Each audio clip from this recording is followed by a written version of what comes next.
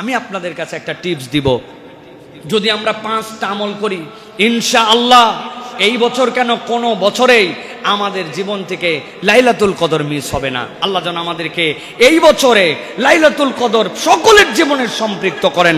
এই জন্য বলবো 5টা বিষয় খেয়াল রাখবেন।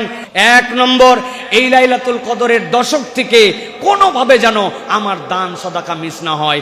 আপনি সাধ্যের মধ্যে প্রত্যেক দিন কিছু না কিছু দান করবেন, আপনার স্ত্রীকে, আপনার বাড়ির ফ্যামিলি মেম্বারদেরকে দান করাবেন। প্রত্যেক দিন মিসকিন না পাতে পারেন, বাড়ির মধ্যে একটা সাদাকা বক্স প্রয়োজনে বানায় রাখবেন, যে লাইলাতুল কদরের রাত আসছে, আমি 10, 20, 50 টাকা ওখানে ফেলি নাই, লোক পাই নাই, কিন্তু তাই বলে দান যেন মিস না হয়। আপনি দানের নিয়তে রেখে দিয়েছেন।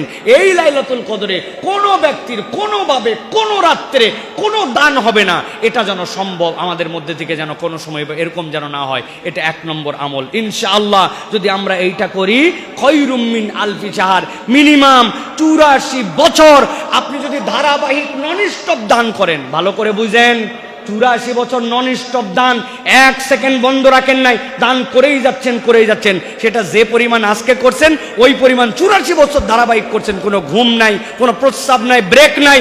আল্লাহ বলছেন এই 84 বছর ধারাবাহিক দান করলে যে সওয়াব, আল্লাহ ওই আমল নামায় নিম্নে এইটা দিবেন, উপরে কত দিবেন আল্লাহ জানে। 1 নম্বর, তাহলে আমার কোনো রাত্রে দান সদাকা মিস যাবে না। 2 নম্বরে, প্রত্যেক দিন কমসে কম 4 রাকাত সালাত আদায় করব, কোনোভাবে যেন আমার সালাত মিস না হয়। তারাবি পড়েছি, আমি বিতের পড়েছি, এশা পড়েছি, কিন্তু এইগুলো তো আমার লাইলাতুল কদরের নামাজের নিয়তে নয়। অথবা লাইলাতুল কদরের নিয়তে আমি 2 রাকাত, 4 রাকাত, 6 রাকাত, 8 রাকাত, আরে সাহারিতে কেবল পানি খেয়ে সাহারি খাবো, প্রয়োজনে কিছু না খেলে একটা খেজুর খেয়ে থাকবো, কিন্তু আমার যেন কদরের নিয়তে সালাতটা মিস না হয়। আপনার ওঠার পরে প্রথম টার্গেট হবে এইটা, 2 নম্বর। 3 নম্বরে, প্রত্যেক দিন দরুদ এবং সালাম পাঠ করা। বান্দা তার জীবনে যদি বরকত পেতে চায়, তার দোয়া যদি কবুল করাতে চায়, নবীর থেকে যদি শাফাত চায়, টার্গেট করে নিব প্রত্যেক দিন 20 বার, 30 বার, 50 বার আমার লাইলাতুল কদরের নিয়তে এই দশকে আমার যেন কোনো দরুদ এবং সালাম প্রেরণ করতে ভুল না হয়। 4 নম্বরে, প্রত্যেক দিন কিছু না কিছু আপনি তেলাওয়াত করবেন।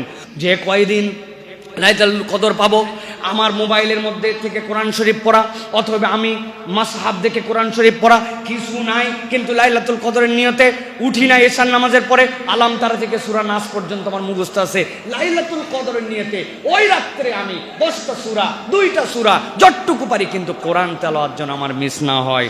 5 নম্বরে যেটা বলবো প্রিয় ভাইয়েরা, প্রত্যেক দিন আমার একটা দোয়া করতে হবে। নবী করিম সাল্লাল্লাহু আলাইহি ওয়াসাল্লাম যে দোয়া শিখিয়েছেন, হযরত আয়েশা সিদ্দিকা রাদিয়াল্লাহু তাআলা আনহা থেকে যে দোয়াটি বর্ণিত হয়েছে, এই দোয়া মুখস্থ করে আমাকে প্রত্যেক দিন করতে হবে। আল্লাহুম্মা ইন্নাকা আফুন তুহিব্বুল আফওয়া ফাআফু আন্নি, আল্লাহুম্মা ইন্নাকা আফুন তুহিব্বুল আফওয়া ফাআফু আন্নি। হে আল্লাহ, তুমি ক্ষমাকারী, ক্ষমা করা পছন্দ করো, আমাকে তুমি ক্ষমা করে দাও। এটা যেন মিস না হয়। আজকে যে বাড়িতে দরজার সামনে লাগাবেন, আজকে যে ডাইনিং টেবিলের নিচে দিবেন, আজকে যে আপনার ফ্রিজের গায়ের মধ্যে বাংলা উচ্চারণ নেট থেকে দেখে হলে লিখবেন, যেখানে চোখে পড়বে, আপনার জন্য এই দোয়া মিস না হয়। আর লাইলাতুল কদর পাওয়ার জন্য সর্বশ্রেষ্ঠ আমল হচ্ছে আপনার আমার জন্য এতেকাফ করা। যেই বান্দা এতেকাফে আল্লাহর ঘরে ঢোকে, ওই বান্দার লাইলাতুল কদর মিস হওয়ার কোনো চান্স নাই। সকলের মিস হয়ে যেতে পারে, ওই তো আসেই সবসময় এতেকাফে। অতএব এতেকাফ করার চেষ্টা